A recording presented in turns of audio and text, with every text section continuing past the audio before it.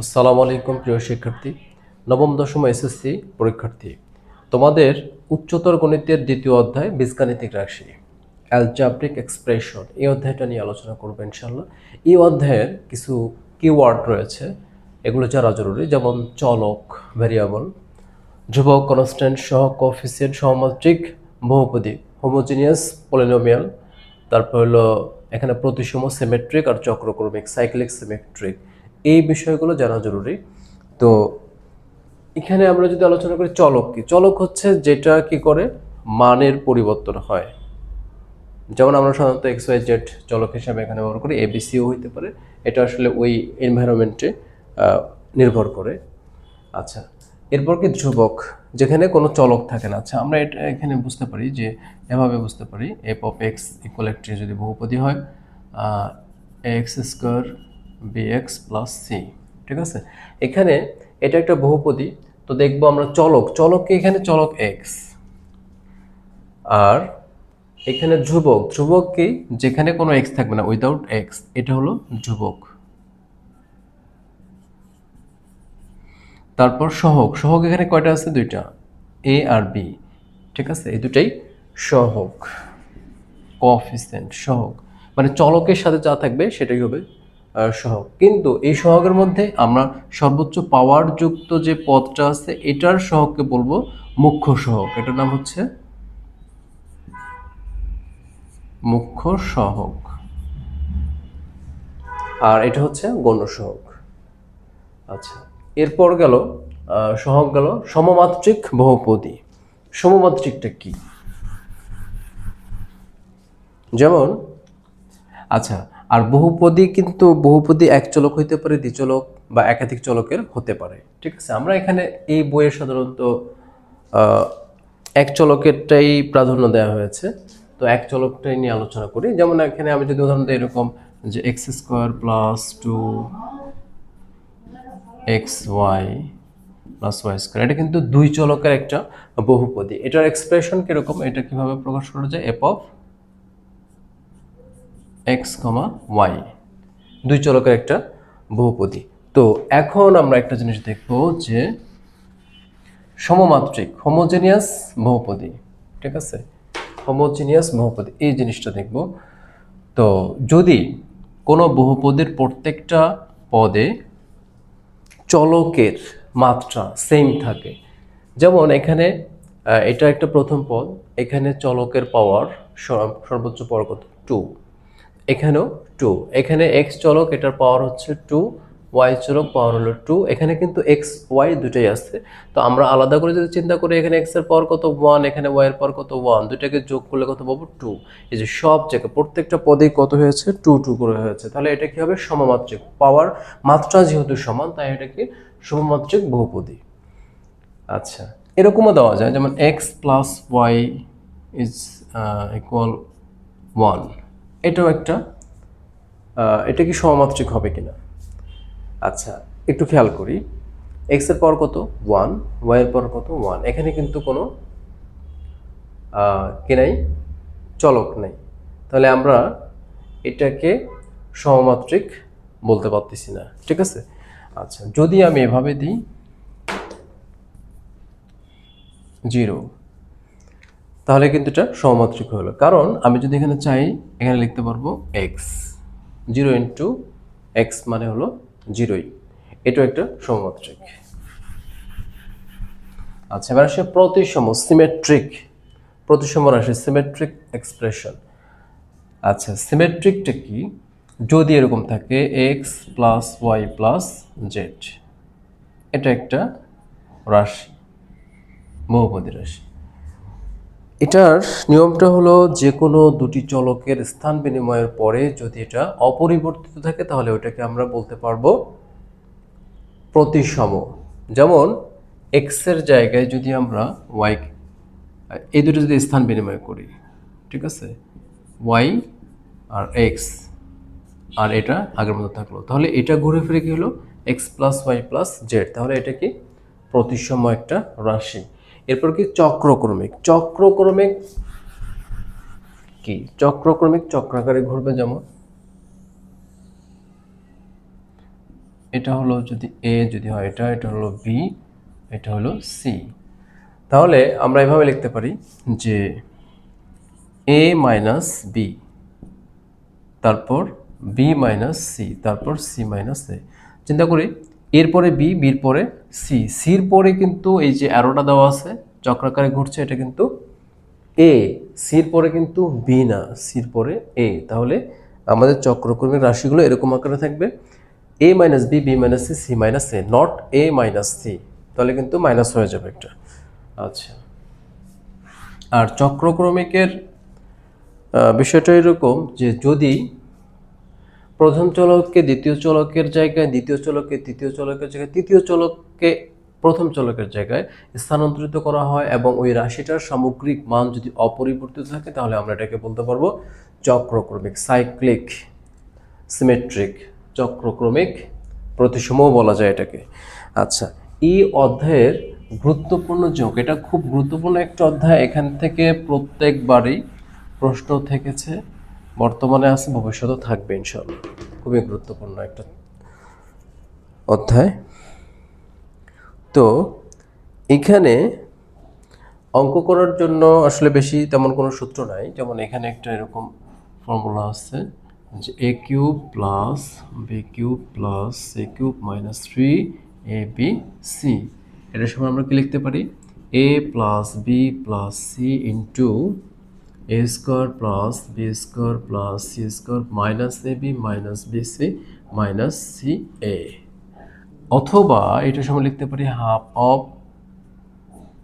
a plus b plus c a minus b whole square plus b minus c whole square plus c minus a whole square, এটাও লিখতে পারি।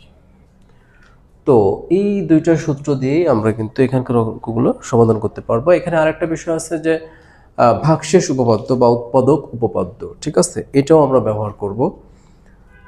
তো এটা general ম্যাথেও আছে, কম করে আছে যদিও ভাগশেষ উপপাদ্য। আচ্ছা, এখানে আরেকটা বিষয় আছে যে ভগ্নাংশ, একটা হচ্ছে রেশনাল ফ্র্যাকশন, মানে হলো মূলদ ভগ্নাংশ, আর একটা কি আংশিক ভগ্নাংশ, পার্শিয়াল ফ্র্যাকশনস।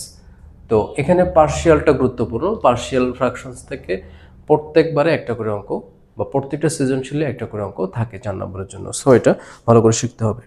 তো এখানে গুরুত্বের দিক থেকে আমরা আমার কাছে যে বইটি আছে সেটা হলো 2025 সালের নবম দশম উচ্চতর গণিত। এখানে 8 এবং 9 এই দুটো প্রশ্ন খুবই গুরুত্বপূর্ণ, এখান থেকে প্রায় প্রশ্ন থাকে।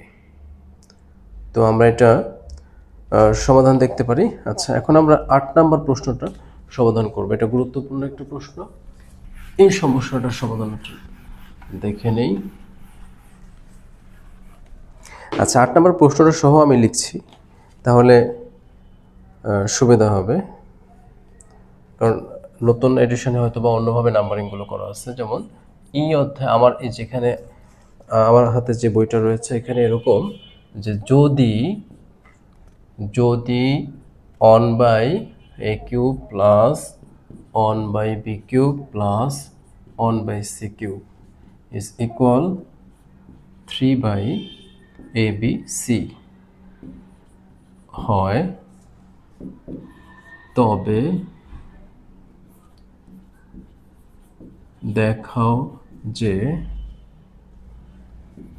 bc plus ca plus ab is equal 0, অথবা a সমান b সমান c। এটা আমাদের প্রমাণ করতে হবে। আমাদের প্রশ্ন হলো যদি এটা হয় তবে দেখাও যে এটা অথবা এটা। আচ্ছা, তাহলে এখন আমরা সমাধান করে ফেলি। তো যেটা আমরা এটা নিয়ে কাজ করব, দেয়া আছে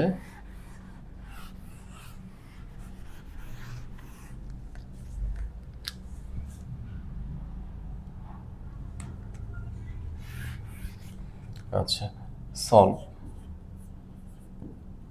এটার সলিউশনটা হলো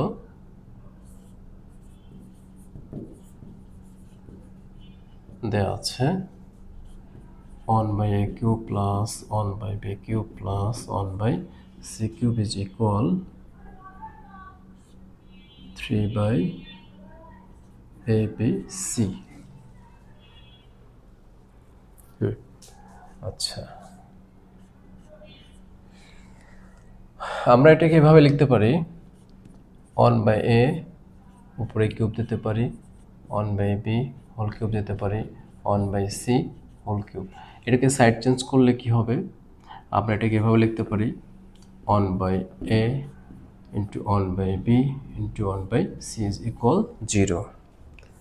তাহলে এখানে 3 1 গুণ করলে 3 হয়, আর নিচে ABC গুণ করলে ABC হয়। তার মানে এটা সাইড চেঞ্জ করলে এটা প্লাস ছিল মাইনাস হয়েছে, আর এটা আলাদাভাবে লেখা যায়। এখন আমরা একটু মিলাবো সূত্রের সাহায্যে, যে মাত্র যে সূত্রটা দেখলাম, এটা হলো এ যদি ধরি, a cube plus b cube plus c cube minus 3ABC। এই যে এইটার ফর্মুলাটা কি, তো এটার দুইটা ফর্মুলা, তো আমরা কোনটা ব্যবহার করব এটা নির্ভর করবে প্রমাণ কি চাচ্ছে সেটার উপর নির্ভর করবে। তো এখানে আমরা দ্বিতীয়টা হাফ যুক্তটা ব্যবহার করব। হ্যাঁ, তাহলে আমরা এই সূত্রটা এখানে ব্যবহার করব, যে a cube plus b cube plus c cube minus 3ABC equal half of a plus b plus c into a minus b whole square plus b minus c whole square plus c minus a মানে 1/a whole square is equal 0। এই ফর্মুলাটা ব্যবহার করব। আচ্ছা, এখন এখানে আমাদের উৎপাদকের মতোই হয়েছে, তো আমরা এই হাফটাকে সরাই ফেলি। এটা যদি আমরা কোনাকুনি গুণ করে দেখে যাবে 0 হয়ে যাবে।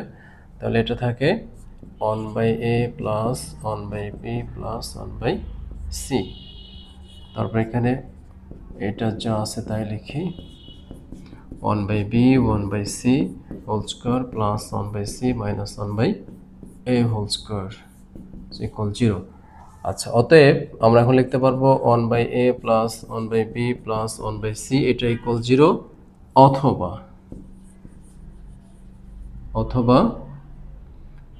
1/A minus 1/B whole square 1/B minus 1/C whole square plus 1/C minus 1/A whole square is equal 0। যেহেতু এটা উৎপাদকে বিশ্লেষিত হয়েছে, তাহলে এটা ইকুয়াল 0 অথবা এটা ইকুয়াল 0 আমরা লিখতে পারি। আচ্ছা, এরপরে আমরা এটা একটু সিম্পলিফাই করি, সমাধান করে দেখি কি আসে। এখানে ABC লসাগু, এলসিএম নিলে ABC, এ দ্বারা এটাকে ভাগ করলে কি থাকে BC, বি দ্বারা ভাগ করলে থাকে CA, সি দ্বারা ভাগ করলে থাকে AB ইজ ইকুয়াল 0। কোনাকুনি গুণ করলে হবে BC plus CA plus AB is equal 0। প্রমাণটা একটু দেখে নেই, BC CA AB। ওকে, একটা কিন্তু অলরেডি হয়ে গেল, এটা প্রমাণ ছিল। আচ্ছা, এবার সেকেন্ড পার্টটা দেখব। আরেকটা পার্ট এরকম রয়েছে যে অথবা দেখাতে হবে A সমান B সমান C। এটা কিভাবে দেখাবো, তাহলে এখানে কি আছে, এটা একটা বর্গরাশি, তিনটা বর্গরাশি আছে, এখানে একটা, এখানে একটা, এখানে একটা, তিনটা বর্গরাশির যোগফল আবার মান দেওয়া আছে কত 0। তাহলে আমরা জানি যে একাধিক বর্গরাশির সমষ্টি যদি শূন্য হয়, তাহলে তাদের প্রত্যেকের মান আলাদা আলাদাভাবে শূন্য হতে হবে, শূন্য হবে। তাহলে সেই শর্ত অনুসারে এটা ইকুয়াল 0, এটা ইকুয়াল 0, এটা ইকুয়াল 0 লিখতে পারি। আচ্ছা, তাহলে সাইড নোট চাইলে আমরা এখানে লিখতে পারি এভাবে, যে আমরা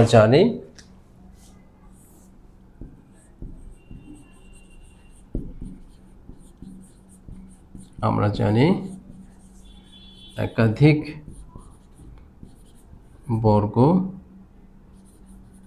রাশির সমষ্টি শূন্য হলে পৃথকভাবে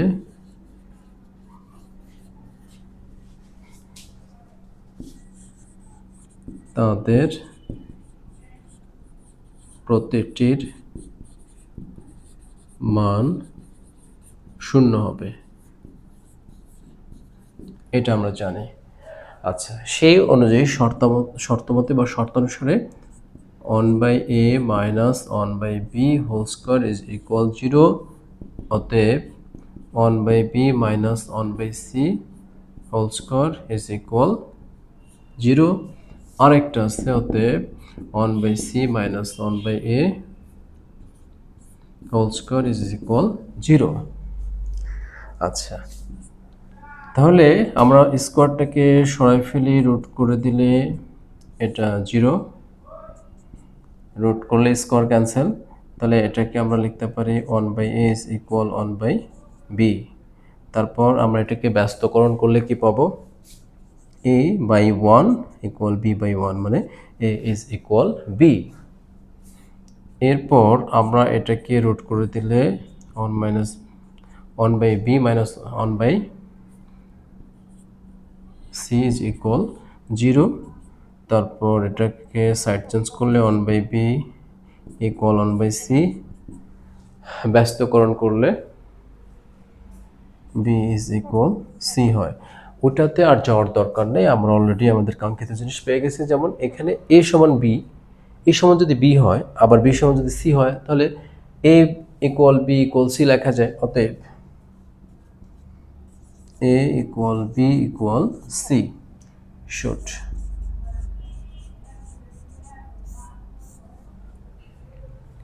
এই হলো আমাদের আমার কাছে যে বইটা রয়েছে, এখানে 8 নম্বর প্রশ্নের সমাধান এটা। তো বাকিগুলো আমরা পর্যায়ক্রমে আলোচনা করবো ইনশাল্লাহ। ধন্যবাদ। আসসালামু আলাইকুম।